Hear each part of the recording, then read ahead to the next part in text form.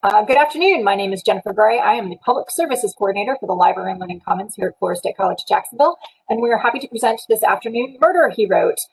We have with us today special guest star, Professor Timothy GIlmore, star of stage and page at this point, and which we'll probably talk about a little bit, and author of several books related to the history of Jacksonville. We have invited him here today specifically to talk about his most recent book, Murder Capital, which should be available in the library shortly if it is not already.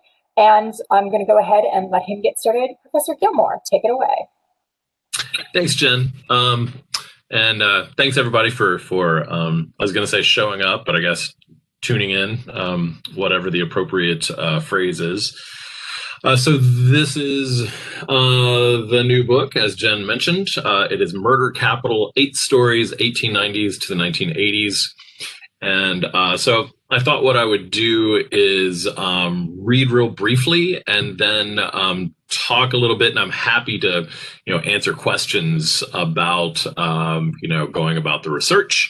And then I'm going to turn things over to Amber Strickland to talk about how to use the LLC at Florida State College of Jacksonville for research.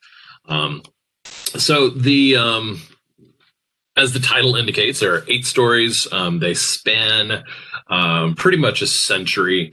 And I thought I would read from the first story just for a couple of minutes and then ask you which of 2 other ones I could read about 2 pages from. So I won't take up a whole lot of time with that, but I want you to have some kind of idea of what it's like. And for the first story, all that you need to know ahead of time is that it concerned the murder of someone named Marie Louise Gatto in Springfield, just north of downtown, in the 1890s, and that the person who was on trial for murdering her was named Eddie Pitzer. So this is from close to the end of the story. This is 1897, by the way. On Thursday, the 3rd of June, the case came crashing toward its conclusion. It seemed the entire community had crushed against the courthouse walls, both from within and for those who had not been able to find room in the gossiping crowds that collected outside and filled the streets. What occurred within, the Times-Union later reported, was surely the most sensational incident to have ever taken place in the old courthouse. The courtroom, reported the TU, or at least that part reserved for the accommodation of spectators, was crowded to its utmost capacity, the seats on the south side being occupied entirely by ladies and those on the north side by a mixed audience of colored and white men and colored women. That's a quote from the TU. The later brutality of Jacksonville's Jim Crow laws was yet to come, and for now, Black people and white men could sit together. White women, however, needed protecting in their own sequester. Black women were, quote, colored women, but white women were ladies. The old Confederate Alexander St. Clair Abrams stood dramatically before the jury, quoted the Golden Rule, spoke to them of the, quote, foundations of all human justice, said he knew they were, quote, weary. I know that for 8 days you've been kept from the society of your wives and the affectionate companionship of your children. He said he meant no fulsome flattery to Mr. Hartridge, the defense attorney, the prosecuting attorney, by acknowledging his zeal to prosecute crime, but his zeal in this case steps beyond decorum. Now he attacked the state attorney's personal motives. When we see men employed to aid the prosecution in this case, and with such legal standing as my friends, Colonel Cockrell and Mr. Fletcher, must not the consideration enter your mind that there is a personal desire to avenge and a personal desire to hound down that boy and see him dangling from the gallows? He said no one could view the murder of Marie Louise Gatto with more horror than he, but that her family, indeed the Cuban community of Jacksonville, wished viciously, quote, to prosecute and hang that boy. They would have done it the night Police Chief Keefe brought Pitzer by the Gatto house after the shooting. Perhaps they wouldn't have minded doing it sooner. Now St. Clair Abrams shouted, he raved, he pounded his fist in the air. No one should doubt with how much horror he viewed the poor girl's death. He felt it incumbent upon himself to convince the jury that, although he defended a man accused of murder, he despised murder itself. The fact of how much he hated it should further prove Pitzer's innocence. He that did that deed, he thundered, may he never enjoy a woman's love. He that did that deed, may he never enjoy a woman's confidence. He that did that deed, may he never press a baby's cheek to his. Hell was not hot enough. Damn such a man, quote, throughout all eternity. As if he had not yet made the point, he asked, does that sufficiently express my feeling in the matter? But one crime, the old Confederate said. One crime was even worse. One crime exceeded that of assassination, and that is judicial murder. That is when a man is convicted and hung on the evidence of fabricated facts. He begged the jury, though he hated the death of Marie Louise Gatto more even than did her own family, not to commit a crime worse than Marie's murder by finding Eddie Pitzer guilty. Unlike Hartridge, Cockrell, and Fletcher, St. Clair Abrams declaimed when he served as a prosecuting attorney and found witnesses to be lying, he had dropped their case entirely. He cited the case of Grace Darrell, who admitted to him that she'd fabricated her statements against 4 boys accused of sending her obscene materials through the mail. Beside the stories of the last days of the Gatto murder trial, newspapers reported the strange case of Grace M. Darrell. The strange case of Grace added publicly to St. Clair Abrams' reputation for honor. Then he tore the state's witnesses to shreds. Dr. Mitchell shouldn't have even shown his face in the courtroom. He wasn't in attendance of Miss Gatto. He had appeared merely because of his prominence and his desire to see Ed Pitzer hang.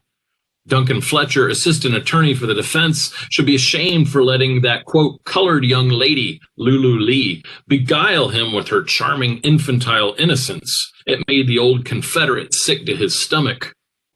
Likewise was Fritz the gardener a liar, and Marie's sister Georgia, as were the dead girl's cousins, the Howells. And why had Eliza Howell really fainted when testifying against Edward Pitzer? Wasn't it because she was putting words in the mouth of the dying woman?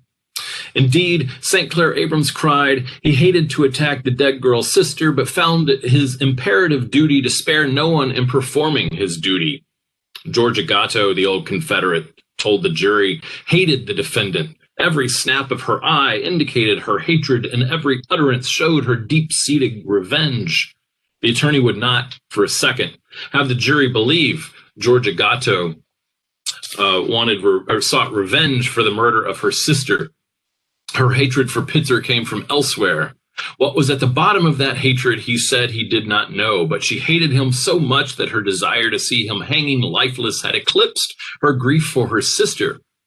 Oh, he cried, who do you believe, Georgia Gatto? He waxed delirious, shouting that we, in these years, after that apostle of mercy and kindness, should find a woman who would come on that stand so calloused of refinement. He proceeded in similar sensationalist fashion to seek to dismantle every individual associated with the prosecution. The speech went on and on. It went on for 6 whole hours. The old Confederate sweated and shook in the hot June courtroom. Spit flew from the sides of his mouth when the vehemence of his oration shook his great head as the words flung themselves free. When he described Pitzer's love for Marie Gatto, he did so with as much passion as Pitzer himself ever did. Just as he hated the murder more than the girl's own family did, he said, he now seemed to love her more than her lover. Why should the defendant kill the girl with whom he was in love, he said. Why kill the woman to whom he was engaged? Why kill the woman whose lips he had just kissed? Do you mean to tell me that the hand of love fired that gun? No, the crime, St. Clair Abrams thundered, was not that of a lover, but of a hired assassin. He correlated this hired assassin with Pitzer's own story of a hired duelist wearing blackface in a room within a room somewhere in the anonymous night in the Chinese and Negro section of La Villa. That hired duelist could as easily have killed Marie's murderer. St. Clair Abrams described a purpose for this hired assassin, the Gatto family's antipathy toward Pitzer and the cause of Cuba Libre.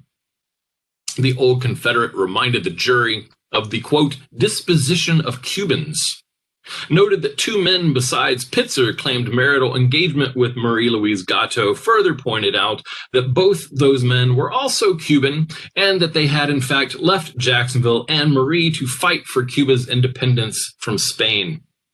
And though St. Clair Abrams had been willing to die in his fight against the United States in the Civil War, he appealed to the jury's Americanness.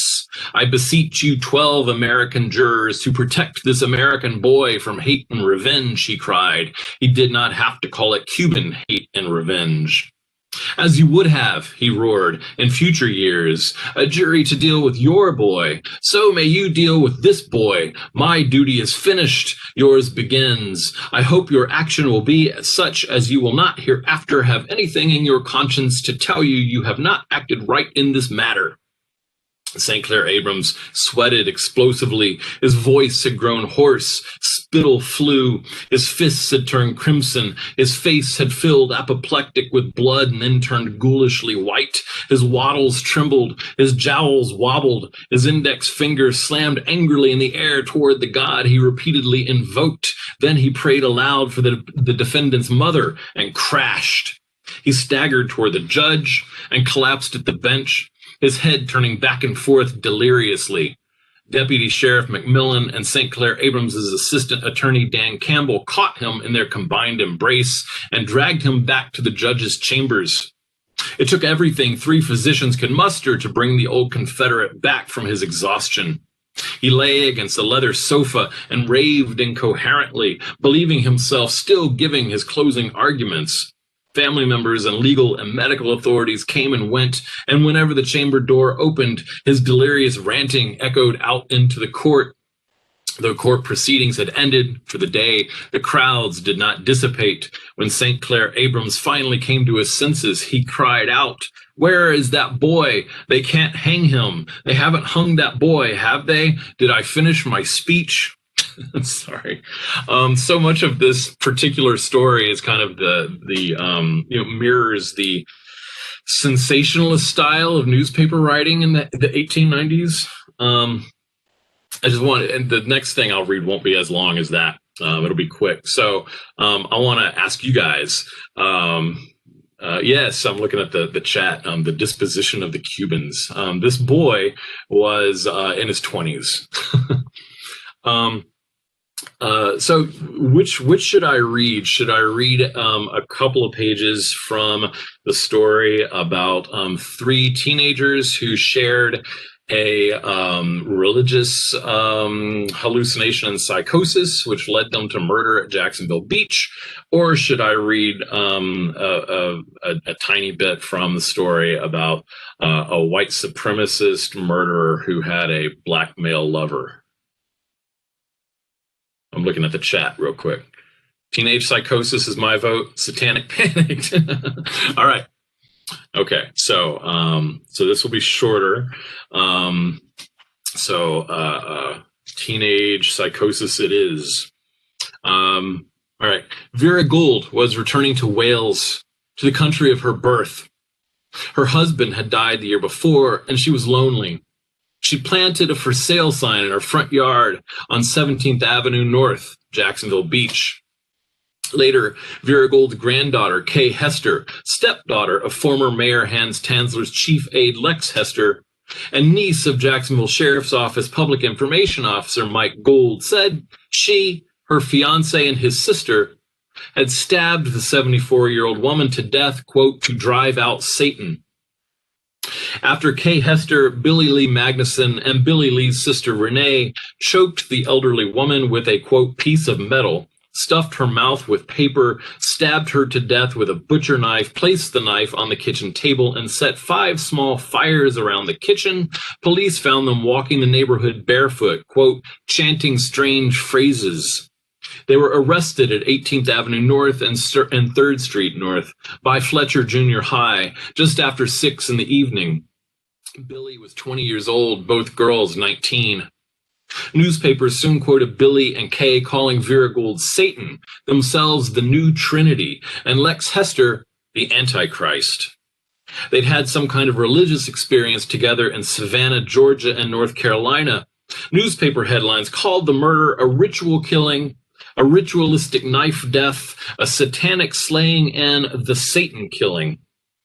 At their bail hearing, when County Judge Lewis C. Corbin asked Kay Hester if she wanted the court to provide her an attorney, she said, "I feel my silence will serve as my attorney, therefore my lips will keep closed." She stood before the judge wearing a sleeveless sundress and no shoes, her hair and eyes wild.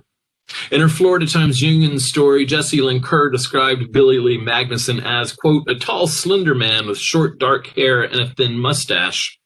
Kerr said he was smiling while trembling and at one point appeared to laugh. Newspapers at first reported the three were on drugs, though psychiatrists later said testing had shown no evidence of any drugs or alcohol. When Judge Corbin asked him why he declined an attorney, Billy Lee said, "I am the judge and I am God, and you know my voice, don't you?" Corbin asked, "Is there any other reason?" And Billy Lee replied, "Is there any better reason?" Renee Magnuson appeared before the judge wearing a green sweater, white slacks, and wedge sandals. She seemed dazed but said nothing out of the ordinary. On his booking sheet, Billy Lee Magnuson listed God and Jesus Christ as an alias, self-employed for his employer, and heaven as his employer's address, and he is his religion for religion. Kerr wrote, Jacksonville Beach Fire Captain Frank Brunson refused to speculate on the origin of the fires, nor would he confirm or deny that several lighted candles were found. Kerr added, satanic rituals often involve the use of candles. The Magnusons and Kay Hester showed obvious signs of psychosis, but the eagerness for reporters to call them a satanic cult and the killing a satanic ritual led newspapers to distort the case. In the late 1970s, Satanism and devil worship were favorite urban legends, while people most easily swept up in the satanic panic were fundamentalists, religious fundamentalists. Newspapers and law enforcement fell for the tall tales too. Around the country, things had gone wrong. Come undone turned inside out. Young people upended sexual and gender norms. Drug use became normal. Gas stations ran out of gas. Cities went bankrupt and violent crimes soared. In the 1970s, all the flower power age of Aquarius utopianism of the 60s crashed into a decade-long bad acid trip. Religious conservatives saw the devil everywhere. Anton LaVey had founded the Church of Satan in 1966 and published the Satanic Bible in 1969. Fundamentalist and evangelical church groups saw the peace sign as a satanic symbol, an upside-down cross with the arms broken downward. They played rock songs backward, claiming messages influenced teens to worship the devil and kill their parents. Played backwards, Led Zeppelin's Stairway to Heaven said, "Oh, here's to my sweet Satan." Listening to Electric Light Orchestra's El Dorado, backward evangelicals heard Christ you're infernal, and everyone who has the mark will live. They said the mark referred to the number 666, the mark of the beast or the Antichrist. The Eagles Hotel California, backward, informed listeners Satan organized his own religion. The Eagles supposedly posed Anton LaVey on the album cover, and the songline, "We haven't had that spirit here since 1969, referred to the year LaVey published the Satanic Bible. Hotel California, from which you can check out anytime you like, but you can never leave, evangelicals said was a euphemism for the Church of Satan. The cultural fascination with the devil in the 1970s and early 80s led law enforcement, the press, and the public to believe the most ridiculous allegations of Otis Toole, the fake serial killer who claimed to have murdered hundreds of people, to have had sex with, cooked, and eaten them, even to have been a secret agent for a satanic cult that met in the Everglades and exerted influence at all levels of society and government. In the early 1980s, Otis Toole's tall tales closed cold case files all over Florida and the South, with law enforcement officers rarely questioning his confessions. Billy's and Kay's bizarre statements included mentions of Satan and the Antichrist, but the three young people believed they were doing God's work. They never claimed to worship the devil. In fact, Hester's police report lists her religion as charismatic Christian. Having recently spent time at a religious commune in, this is really the name of the place, Kill Devil Hills, North Carolina, it was Satan they were trying to kill, unfortunately, in the form of Kay Hester's grandmother. They also believed that they had the Antichrist in their sights. Billy Lee told psychiatrist Ernest Miller the Antichrist was none other than Kay's stepfather, the former Jacksonville chief administrator and architect of Jacksonville Duval County Consolidation, Lex Hester. So that is that. Dread Cthulhu lies dreaming. Thank you, Jen. I appreciate that. Rob beat you though. He's got it in whatever that ancient language supposedly was. So I can talk for just a few minutes about the research. Does anybody have any questions about the research, or should I just start blabbing? I can look to the chat. Did you just say blab away, Jen? Blab forward. All right. Really things depend on what it is that I'm researching, of course. I want to point out, before I say some specific things about this particular book, that Jennifer Gray and a number of other people at FSCJ have been really forward in getting a lot of Jacksonville history related materials in the FSCJ library. So I have, I assign something called a place essay to my students, and there's a list of sources that I tell them they would be wise to start with, that FSCJ's library has.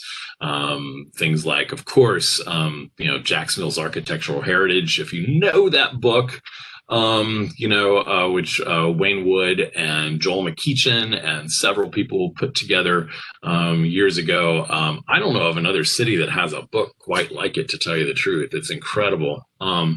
As well as Jen's favorite, T. Frederick Davis's History of Jacksonville from the 1920s, a lot of which you have to take with a grain of salt and read against his and the times that he wrote in, their particular views on race and gender and so on, or as Jen says, a giant boulder of salt.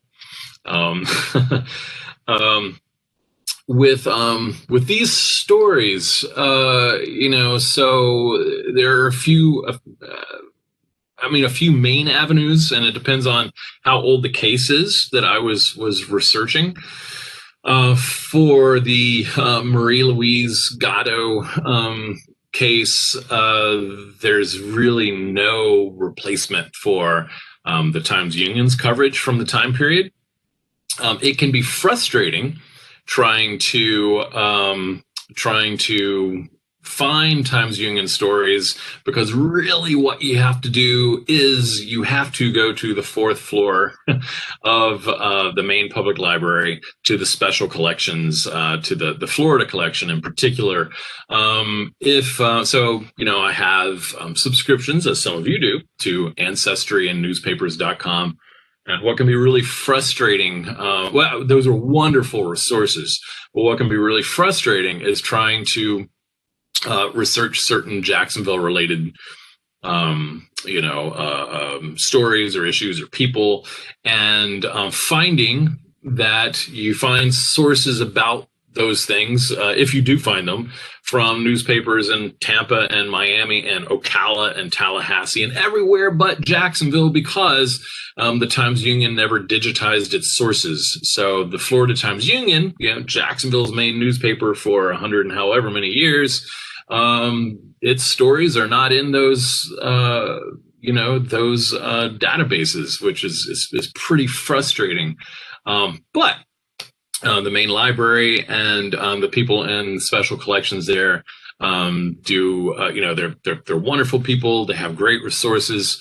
And not only can you look up, which, for some of us is fun, 100-year-old stories on microfilm, but also the Florida collection now has the Times Union's old archives. You have to go through them, of course. They don't just let you in there to browse through and shop through. But that's a wonderful wonderful resource. So for the Marie Louise Gatto case, the newspapers of the 1890s, they were written in that sensationalist style. They were connected to, yellow journalism had infected the style of writing everywhere, and they're so hysterical that they're actually a lot of fun to read. Of course, if you're talking about cases that are closer to now, those sources are necessary, but also if you can speak to people, those are always the best sources. Not necessarily the most reliable, but you can kind of bounce people's different perspectives off of each other. I think the one text in my life that taught me that more than anything else is probably William Faulkner's As I Lay Dying, which is one of my favorite novels, and which, has many characters telling you different versions of events, sometimes in complete contradiction, and you have to try to figure out what you can figure out. I mean, look at the chat here. Amber says, how do you introduce yourself? Get introductions for oral history primary source interviews. That's a really good question. I guess there's a couple of answers I could give to that. It helps, of course, if you know somebody who knows somebody. It helps, of course. Well, it helps I think in the case of what I'm doing, because I have written a lot about Jacksonville already. So, I can refer to that, and sometimes if I put things out there, especially through social media, I get really interesting feedback and responses. I did a story a few years ago on the house that Henry John Clutho built for himself in Springfield, which Jeff Shalev and Carolyn Brass now live in. It's been restored. It's an incredible house, and I reposted it last week, and I knew that Clutho had descendants. Not many, and I'd never been able to find them, but Clutho's great-grandson responded. And so yesterday I got off the phone with Clutho's, and if you don't know, Clutho is the most historically significant architect in Jacksonville. I got off the phone with Clutho's 86-year-old grandson. Those kinds of webs of discourse, I think. Honestly, helps to say that I'm an FSCJ professor, and that I'm doing research on Jacksonville history, and that I've written about Jacksonville history. But for for a general answer, Amber, I think one thing that has always been interesting to me is that not universally, but kind of close to it, people like to talk about what they know. When I was really young and first started in any kind of journalism, I was a really shy kid, and it helped me to kind of get out of that by asking people questions. And at first, when I had no kind of experience, I didn't expect anybody to answer my questions. And ever since then, I have found that people like to talk about what they know. And so you kind of have to trust that that's the case. LJ says, as fourth generation Jacksonvillian, I recall my grandmother talking about both the stories and families mentioned. Black Cubans lived on Broad Street, and Katie Hester from the beach taught at Highlands Junior High. This would be a different Hester. She was from the beach, but she was 19 at the time. The Cubans in Jacksonville at this time period, they were cigars in Jacksonville were a big part of or at least a significant part of the economy here. And the Gattos ran a cigar factory. down in, it is a corner of La Villa, but you don't really think of it so much as La Villa as you do downtown. That building is still there on Bay Street, close to Broad Street. And they themselves lived in Springfield, but there were a number, and of course there were it's really interesting, but different Cubans related differently in terms of their identity and the community, and a lot of times, in the South and in our particular history, that had to do with how dark they were, quite honestly. So a lot of them lived in La Villa, but a lot of other Cubans who were business leaders and brought Jose Marti here, the Cuban revolutionary, to speak in cigar warehouses a few times, lived in Springfield. And we see what Mary says. Mary Breitenbach, researching Jim Crow racial terrorism. The articles don't give the names of Black and brown victims. Gradually learn more tricks. There's codes in how they phrase things, what descriptors they include, exclude them when. Can you share search terms and key words that were surprising and yielded new results, i.e. Changing FL to FLA made a big difference? That's a really interesting question. It's absolutely true what you're saying about racial identities and journalism from this time period. Tricks. Quite honestly, I think learning to use as many different ways of saying something as possible. It can differ according to what you're looking for, but if you can search for the same thing with 6 different words, sometimes the 5th word that you use or phrase that you use is the right one. And newspapers back then, just like newspapers now, they got a lot of things wrong too, and they got names wrong. And sometimes you'll see a name spelled 3 or 4 different ways in multiple stories. And so if you search for the name one way, you might not find anything. But if you use variations or nearby search terms, sometimes you find the story with that name spelled another way. I think it requires some obsessiveness to be honest. And I tell my students all the time, this is something that I think when I was first teaching kind of surprised me, but now I understand to be just a trait most people have. Most people somehow want to know what they find before they look.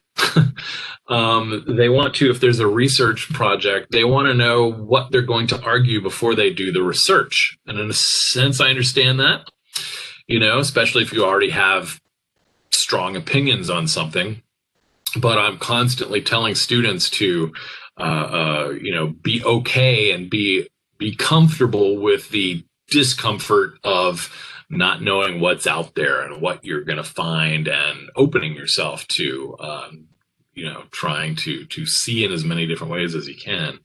And yeah, that's exactly right. Jen says in the chat, not big on using married women's first names. They were always Mrs. some guy. Yeah, that's a really frustrating thing. What I do for that a lot of times, is I'll find, Mrs. Bob Smith, and I'm like, well, clearly her name wasn't Bob. Who the hell was she? So I'll track those stories, but then also, if you look up Bob Smith, well, hopefully his name's not Bob Smith because you'll find a million, but if you look him up in Ancestry, you find marriage records and things like that. You find out you find out that Jane was her own person, not just Mr. or Mrs. some guy. So that too. Tim, the question about search terms seems like a really good segue to Amber. So why don't we have her do her little walkthrough for our resources, and then we can swing back to general questions. So Miss Amber Strickland, who is the librarian now at our South Campus location, and it looks like Amber's got her screen up now, so I will let her go ahead. Hi, good afternoon, everyone. Can you hear me? Can you see my screen? Yes. Okay. Just wanted to make sure our technical stuff was all set. Well, I'm really excited to speak with you guys today, and it's been really interesting hearing about all of these stories that Professor GIlmore has researched and gathered. And to me, some of those were just really scary, you know, from the language they were using to the situation. So exciting things. So thank you for sharing. And I'm just here to share some information for you guys if you're inspired to undertake some research of your own. I want to point the way for you guys to do that. And so before I get into what I wanted to show you, I did want to tell you guys real quick, I put it in the chat, but to answer the question from earlier with searching tips, you were pointing out that searching FL versus FLA gave different results for searching things in Florida. If you use a little asterisk in your search, like I showed in the chat, after letters, it's going to give you results for every word that begins with those letters. So if you put FL asterisk, it would bring up anything that said FLA, FL, Florida. So that's a good way to broaden your search if you're searching like within a database or a web portal. So I just wanted to address that before I moved on. And I'm happy to share any other searching tricks with you guys of that nature. So Jennifer can share the link with you guys in the chat, but if you're not aware, this is the FSCJ LLC, which means Library and Learning Commons webpage. And so you'll be able to access our databases and our catalog from this initial homepage. So I just wanted you guys to be familiar with this. And the first thing I wanted to show you is something called a Libguide. So if you just click here on research, it's going to redirect you to our Libguides, which are basically just websites that our librarians have designed and created content for, especially for you guys to aid in your research or aid in your use of college services. So the one I'm going to highlight today is our Jacksonville History Libguide. And so I'm just going to click here, History of Jacksonville, and any kind of research that you're wanting to do for local history, I suggest that you begin here because this is really a research starter. This is a web page that our librarians and our history professors at FSCJ have worked together to combine a list of resources in different formats, videos, books, articles, journals. It's just an excellent place for you to start. If you don't know exactly what you're looking for, you're just trying to dip your toes into this exciting world of local history, this is the place that you want to start. So I'm just going to show you guys briefly just a few of the features that we have for you on this LibGuide. On our homepage here, you can see I think this is a really great feature, Jacksonville topics. So let's say you're interested in a certain facet of Jacksonville history or culture. You can narrow it down by any of these topics. So let's say beaches and parks. And you're going to be redirected to a page within the guide that lists books that we suggest that you use or different websites that you can use to find out about the beaches and parks of Jacksonville. So this is just a really great place to get your ideas going and to find those initial sources that are going to lead you to other sources and expand the world of your research on this topic. We also have books and ebooks listed, journal articles, videos, web links. We've also created some really interesting walking tours of the kind of urban core and downtown Jacksonville area, and that was spearheaded by Jennifer, so she would definitely be able to fill you in more specifically if you have questions about this, but I highly suggest that you check out these resources regarding our local history. We also have information about writers in Jacksonville, so if you want to contact someone like Professor Tim GIlmore or other writing colleagues that write about the city or other topics, you can click here, Writers in Jax, Musicians in Jax. And so all of these things are right here for you, just as a really great place to start out. That being said, I do want to direct you, just as an example, to a few specific databases that the FSCJ library can give you access to that are really going to jumpstart your research if you're looking into local history. So again, I'm going to go back to this main FSCJ library homepage. I'm going to click on research, and then I'm going to click on search library materials, and this is going to take you to our main catalog. And so from here, I'm going to click on library databases, and I'm going to go to the letter F because I'm going to show you how we have linked to the Florida State Library photo archives. And so this is just a great resource. It's photographs, images, scans of old maps and other things that you can use to research or just inspire you. So for example, if I just wanted to search Jacksonville, and this website does take a few moments because there's just so much content on here that it's having to pull it all up, but you're going to get tens of thousands of results of photos that were taken in Jacksonville or related to Jacksonville history. So this is just a really excellent resource. I was looking through this earlier and I found this one to be particularly interesting, these bells of the ball. So if you just want to take a peek in there, just a nice, interesting visual blast from the past that can inspire your searches. Let me go back here to the A to Z databases. I also wanted to show you Florida newspapers. So as Professor Gilmore was saying, he was having to go to the downtown public library to look at these microfilms of older newspapers. However, a lot of newspapers, other newspapers have been digitized, especially the more recent versions of these newspapers. So within this database, which is still loading, you'll be able to go in and look up the specific dates and topics and different newspapers that we have. So let me just let this load so I can show you guys.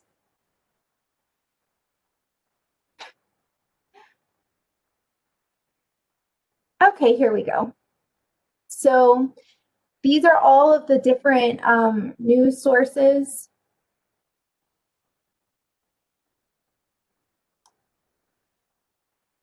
These are all of the different news sources that you have access to. So some of them are smaller, some of them are larger, but a lot of local newspapers. And then it'll also tell you the date. So 1998 to current, 2012 to current, 2014 to 2016. And so you can look these up by region or title. And then let's say you want to go into a specific one. Then it's going to list by publication date, by year, by month, and break it down within menus that are really easy for you to search. Or for example, this one's broken up by calendar. And so you can browse by calendar, year, and date. So a lot more convenient than going through microfilm. So I just wanted to point this out to you guys. We also have other news sources. So if you search over here for news in our databases, newspaper, no, it's we have the New York Times historic. Oh, clear search. Sorry, guys. Okay, so we have the New York Times historical database as well. So again, if it was a really big event in Jacksonville history or in other history, it's going to be covered by these major news outlets. So sometimes you do have to pull out your search and look at things from a national perspective because the local perspective sometimes can be really biased. So it's important to get all kinds of perspectives. And the last thing I wanted to show you is actually a journal. So I'm going to go back here to the databases, click on A to Z journals.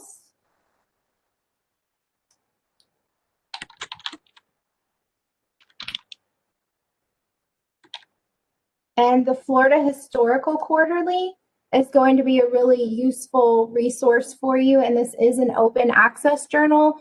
So even if you aren't a FSCJ student, you still will be able to access this as well.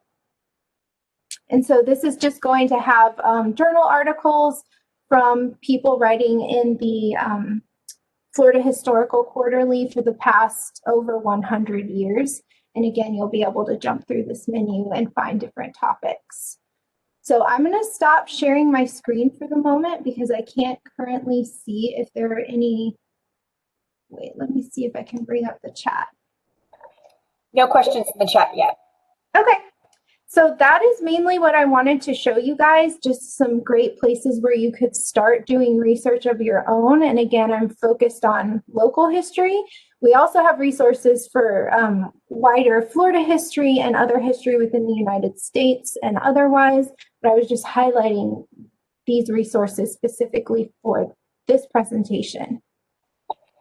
Fantastic. Thank you, Amber. And I will soft shoe for a second to give people a chance to put in questions in the chat if they have them for either Professor GIlmore or Amber, and I have some if they don't, but I will also mention that one of the things that we added to the library catalog at the beginning of this year was access to HathiTrust, which is a large sort of open access database. You can find the website just by looking for hathitrust.org.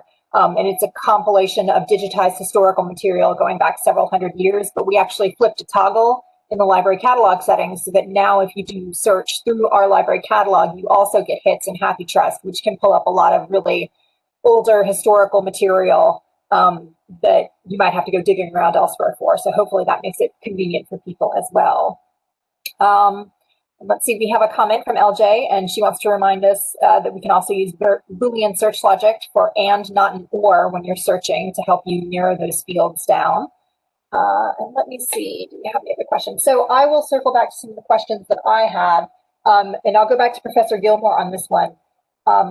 Just out of the 8 stories that you had in your book, which one did you find was the most difficult to do research for? Don't forget to unmute yourself. Yeah, thank you. I have to think about that for just a second. The most difficult one to do research for,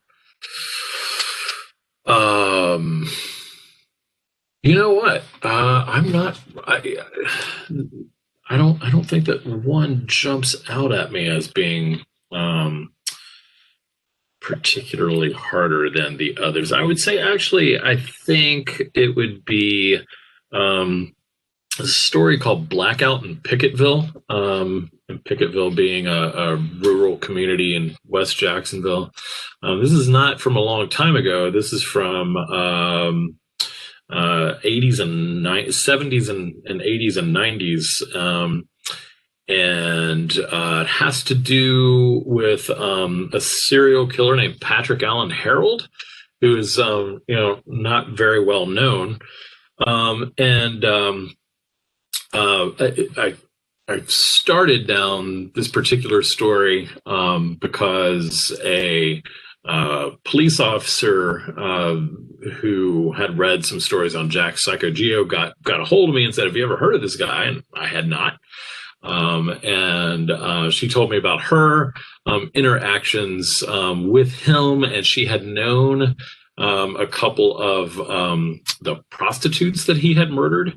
And so at first I don't know if I would have found anything about him if I didn't have people to speak with. I ended up speaking with his daughter. She did not know she was his daughter until a couple of years ago. She knew she had been adopted, but she didn't know who her birth father was. And that particular story, I ended up going to the courthouse and digging up a couple of old depositions and court transactions. Even though that's one of the newer stories, I think that was probably the most difficult. If I didn't have those people to talk to, I probably wouldn't have even been able to get started, and certainly it wouldn't have come together the way it did. interesting because I think the assumption would be that the older stories would be the harder ones to research. Right. Instead, it's the more recent one in this Right. case. All right, we have a question. Go ahead. But I was just going to say, I'm always cognizant of the fact that, most stories are lost, right? I mean, most things that have happened, we don't have record of, or we have scant record of. I'm always telling my students who think that everything is on the internet that most things are not on the internet, and which is very surprising to 18-year-olds a lot of times. All right, so we've got a couple questions. I'll go ahead and cue them up for you. Professor Gilmore, have you considered, and I know the answer to this one, I think, have you considered doing a regular podcast? Your topics lend themselves to this highly popular format. I have, and I've had a lot of people recommend that, and yes, there have been lots and lots of conversations about that at different times. It just hasn't, there's no reason it hasn't happened, except that, maybe if I didn't, have to do things like teach, I would have more time. But,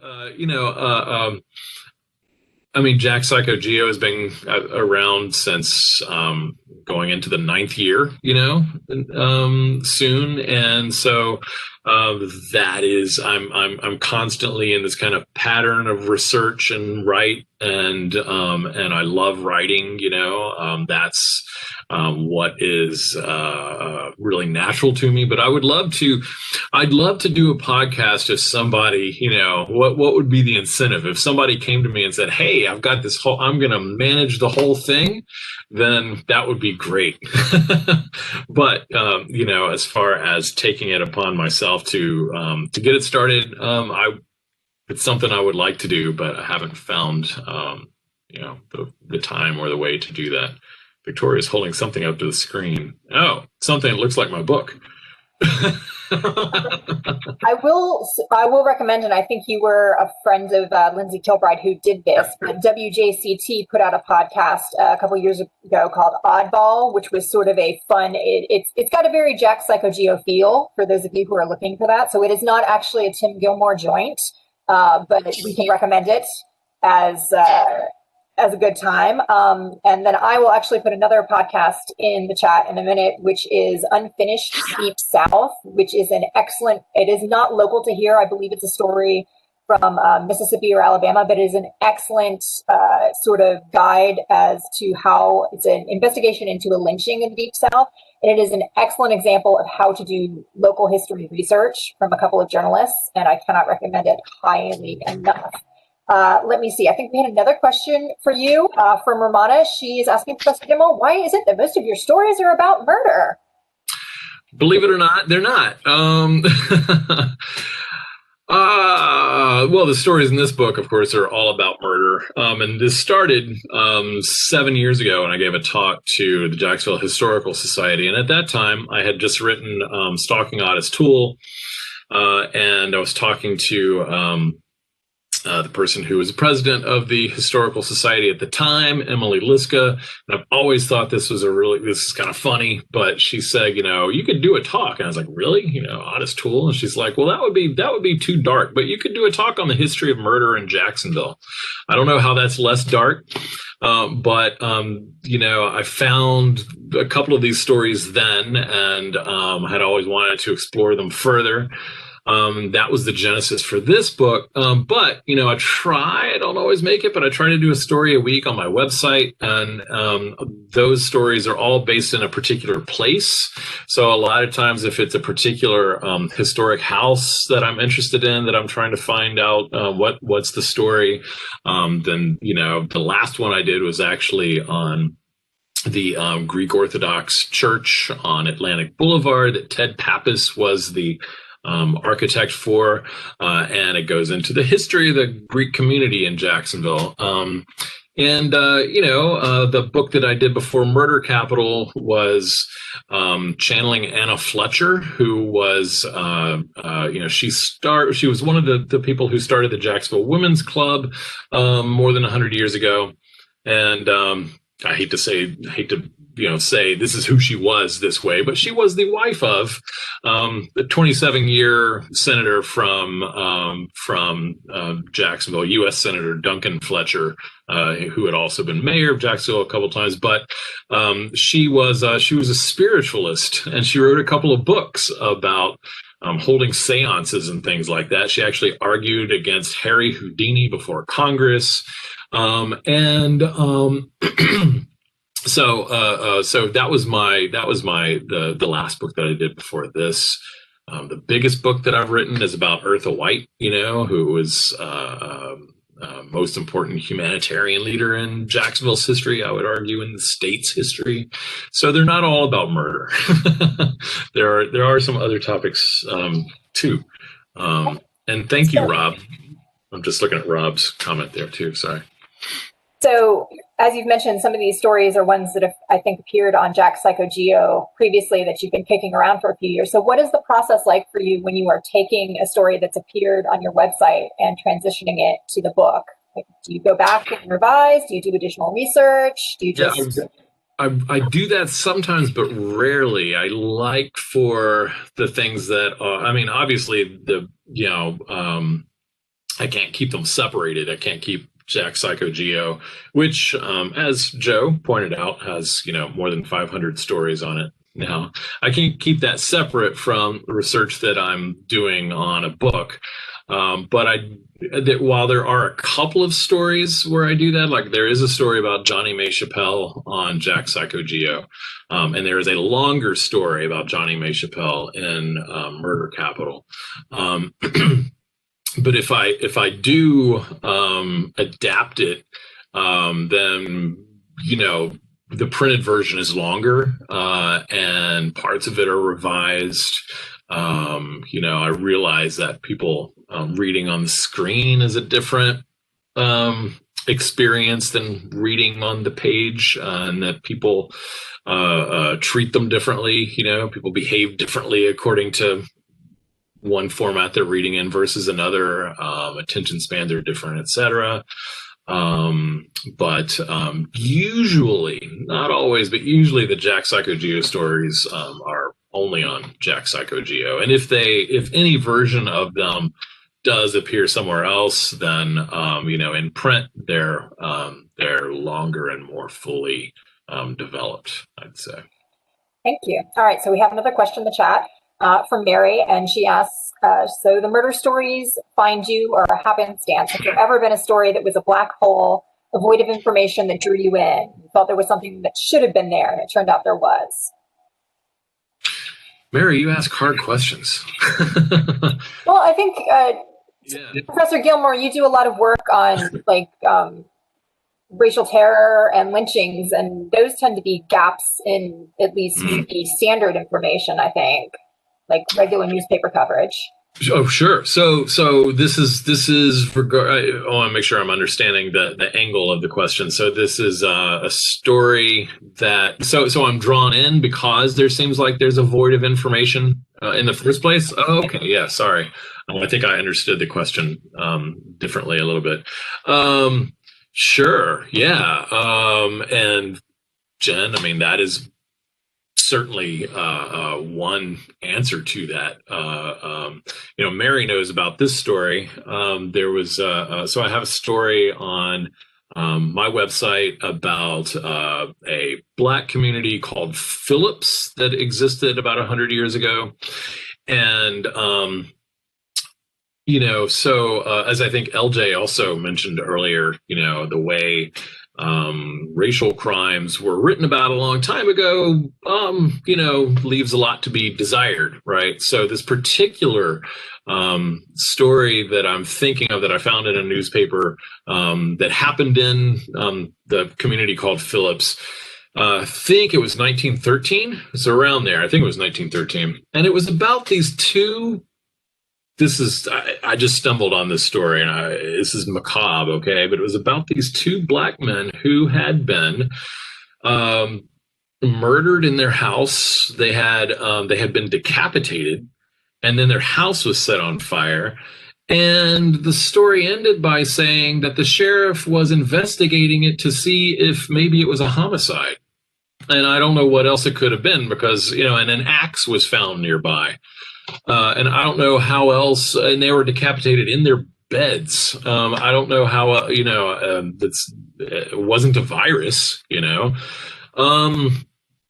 So particularly, yeah, and we all know about how, maybe we don't all know, but it's well known that the Times-Union, gave scanty, to say the least, coverage to Axe Handle Saturday, right, in 1960.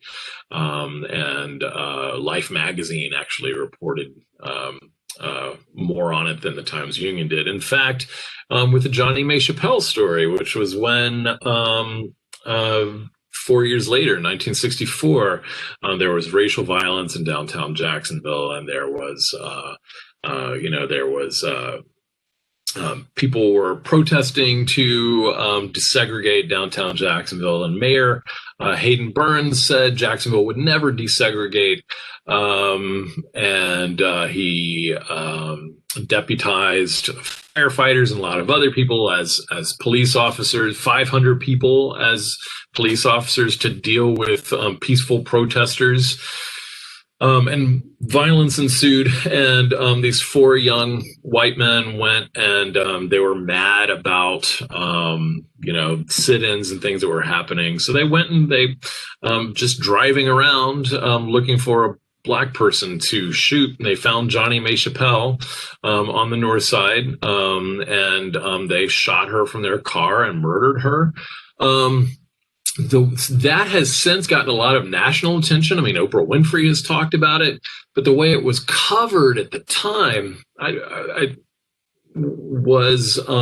forget the actual headline, but the headline was something to the effect of "Negroes Cause Violence in Jacksonville." And Johnny May Chappelle had a tiny little mention near the end of it, and it was basic, and and that was the slant of the coverage. So, I mean, I'm going a little bit off direction from what you asked, Mary, but I think that kind of those kinds of things, if you do just a little bit of as you've done a lot, of this kind of research into racial violence and things like that, you run into this. I could probably give better answers if I had thought that out more, but. So I think we've got a good question to close on, and I think this relates very well. I believe in the introduction to your book, you refer to Jacksonville as the ugly angel with whom you're constantly, you're cursed to spend your life in struggle. And so it seems perfect that we end with this final question from Mary, which is, do you ever learn the history of a place and it completely changes how you feel about the location? Where is that question? Do you ever learn the history of a place and completely changes how you feel about the location? Sure. I think probably the vast majority of the time in some way Toni Morrison writes about in Beloved. I think it's a really interesting idea. It's the character Setha in that novel talks about, walking across the landscape, and she says that you can bump into, and she calls them rememories. She says you can bump into other people's rememories and not know what it is that you've encountered, that they're just, so basically that memories and stories are just out there haunting and walking around in the landscape. I think while I might not subscribe to kind of supernatural interpretation of that, I mean, that is always there whenever you, and it's just about, I've had people ask me, how do you find these stories? Basically, if a place has been there for a while and you look to see what has happened there, you will find strange things. Human beings tend to drama. And it's that's the vast majority of the time. So whether that be, I know I'm going to think of a bunch of instances later that I wish I had mentioned, but whether that be looking at a place like Coquina Gates, which Jim Russell built. There's several of these small houses that this kind of outsider artist guy built in a place in Arlington out of Coquina in the 50s and 60s. And then finding out more about him and talking to his daughters, one of whom loves Coquina Gates and one of whom hates it. And it's kind of its existence, its future is kind of hanging in the balance. I think more often than not, the more you find out, you are surprised. Mary, I'll let you know other instances, I'm sure, that pop into my head at 1 a.m. or something. But yeah, but that'll do for now. All right. Well, thank you so much. I want to respect your time and the time of our attendees. So just everybody, if you could, give the virtual clap for Professor GIlmore and Amber Strickland today for their presentations. And we are so grateful that all of you could join us for attending. This is, I think, our last major event for the Library and Learning Commons this fall, but keep an eye out for our productions in the spring, and we hope to see you all again next term. Thank you so much. Have a good afternoon. And thank you, Amber, and thank you, Jennifer, so much.